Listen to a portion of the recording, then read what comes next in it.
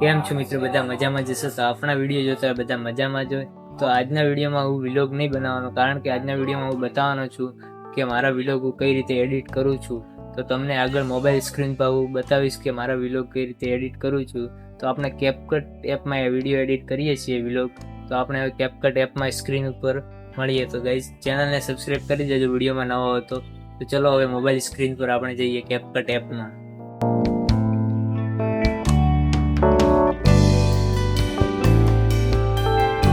તો ગાઈઝ તો હવે આપણે મોબાઈલની સ્ક્રીન ઉપર આવી ગયા છીએ. પછી આપણે કેપકટ એપને ઓપન કરી લેવાનું છે મોબાઈલની સ્ક્રીન પર આવીને. તો આ રીતે તમારું કેપકટ એપ ઓપન થઈ જશે. જો તમે ડાઉનલોડ ના કર્યું હોય તો હું ડાઉનલોડ લિંક કે ડિસ્ક્રિપ્શનમાં આપી દઈશ, તમે જઈને ડાઉનલોડ કરી લેજો. પછી તમારે કેપકટ એપને ઓપન કરી લેવાનું છે અને પછી તમારે ન્યૂ પ્રોજેક્ટ કે ઓપ્શન ઉપર જવાનું છે. ન્યૂ પ્રોજેક્ટના ઓપ્શન ઉપર આવીને એલો કરી દેવાનું છે. એલો કરીને તમારે કોઈ પણ વિલોગનું ક્લિપ તમારે અહીંયા લઈ લેવાની છે. જેમ કે હું આ ક્લિપ લઈ લઉં છું મારી. પછી તમારે નીચે એચડીનું ઓપ્શન આપેલું છે, એના ઉપર તમારે ક્લિક કરી દેવાનું છે અને ટ્રાય ઇટ નાઉના ઓપ્શન પર ક્લિક કરી દેવાનું. પછી તમારે વિલોગની ક્લિપને એડ કરી દેવાની છે ગાઈસ. એડ કરીને તમારી ક્લિપ આવી જશે અહીંયા કેપકટ એપમાં. જોઈ શકો છો અમારી ક્લિપ આવી ગઈ છે કેપકટ એપમાં. પછી તમારે ક્લિપ ઉપર ટેપ કરવાનું છે અને તમારે જો વધારાનો પાર્ટ કોઈ હોય ક્લિપમાં તો તમે કટ કરી શકો છો. તો અહીંયા ટેપ કરીને તમારે સ્પ્લાઇટનું ઓપ્શન આવે છે તે તમારે નીચે જોઈ શકો. તમે એને ટેપ કરીને તમે આ વધારાનો પાર્ટ હોય તો તમે એને કટ કરી શકો છો ડિલીટ કરીને. પછી તમે એને જો સ્પીડ વધારવા માગો છો તો સ્પીડ પણ તમે વધારી શકો છો. અને અહીંયા જો કોઈ પણ એનિમેશન લગાવવા માંગો છો તો તમારે અહીંયા એનિમેશન ઉપર ક્લિક કરવાનું છે અને તમે જોઈ શકો છો અહીંયા ઘણા બધા એનિમેશન આવ્યા છે જે હજી લોડિંગ થાય છે. અહીંયા આમ કરીને જોઈ શકો છો ઘણા બધા એનિમેશન તમે એનિમેશન લગાવી શકો છો. ઘણા બધા જોઈ શકો છો તમે ગાઈસ. આવા બધા એનિમેશન તમે લગાવી શકો છો ગાઈસ. અને ગાઈઝ જો તમારે ઇફેક્ટ લગાવવા હોય વિડીયોમાં તો ઇફેક્ટ પણ તમે અહીંયા લગાવી શકો છો. જોઈ શકો છો ગાઈઝ ઘણા બધા ઇફેક્ટ આવે છે અહીં. પછી જો તમે અહીંયા તમારો બેકગ્રાઉન્ડ વોઇસ આવતો હોય સાઈડમાંથી, વિડીયોમાં જો બેકગ્રાઉન્ડ વોઇસ આવતો હોય તો તમે અહીંયા નીચે ડિલીટના ઓપ્શનની સાઈડમાં એનહેન્સ વોઇસનો ઓપ્શન છે, તમે જોઈ શકો છો ગાઈઝ. ત્યાં તમારે ટેપ કરવાનું છે અને પછી તમારી સામે એલોનું ઓપ્શન આવશે, તમારે એલો કરી દેવાનું છે. ને પછી તમારે આ એનહેન્સ વોઇસ એના ઉપર ક્લિક કરી દેવાનું છે અને આ શો કરી દેવાનું છે. શો કરીને આપણે એનહેન્સ વોઇસ કરી દેવાનું છે. પછી અહીંયા થોડું લોડિંગ થશે. પછી તમારો જે વોઇસ છે એ બેકગ્રાઉન્ડ વોઇસ હટી જશે અને તમારો ઓરિજિનલ વોઇસ સાંભળવા મળશે તમને ગાઈસ.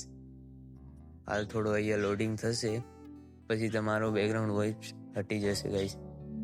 તો તમે 5 મિનિટ વેઇટ કરજો ગાઈસ. બસ તો ગાઈસ આમ કરવાથી તમારો બેકગ્રાઉન્ડ વોઇસ છે એ હટી જશે. જોઈ શકો છો, હું તમને સંભળાવી દઉં. જોઈ શકો છો તમે મારો બેકગ્રાઉન્ડ વોઇસ હટી ગયો છે અને અમારો ઓરિજિનલ વોઇસ રહી ગયો છે, જેથી તમારી વિડીયોની વોઇસ ક્વોલિટી એકદમ સારી થઈ જશે. અને તમે તમારા વિલોગમાં ક્લિપનો અવાજ જો ધીમો હોય તો તમે એને વોલ્યુમના ઓપ્શન ઉપર ક્લિક કરીને આને ફૂલ કરી શકો છો ગાઈસ. ફૂલ કરવાથી તમારો અવાજ ફૂલ થઈ જશે અને સારી રીતે પબ્લિકને સંભળાશે. અને જો તમારા વિલોગ વિડીયોને તમે એડજસ્ટમેન્ટ મતલબ કલર ગ્રેડિંગ કરવું છે તો તમારે એ એડજસ્ટમેન્ટ ઓપ્શન ઉપર આવી જવાનું છે ને જો તમે એને બ્રાઇટ કરવું હોય તો બ્રાઇટ કરી શકો છો. તમારા હિસાબથી તમે ક્લિપને એડજસ્ટ કરી શકો છો ગાઈસ. એ ઘણા બધા ઓપ્શન છે અને સારી રીતે તમે એને એડિટ કરી શકો છો ગાઈસ. પછી તમે જો અહીંયા ઓડિયો ઇફેક્ટ બી લગાવી શકો છો, જેથી તમારો અવાજ સારો એવો થઈ શકે છે. અહીંયા જોઈ શકો છો હું માઇક ઓપ્શન રાખું છું, મારો અવાજ સારો એવો સંભળાય છે. અને રિડ્યુસ નોઇસ પણ તમારે કરી દેવાનું છે. જેથી તમારો સાઈડનો નોઈઝ પણ ગાયબ થઈ જશે.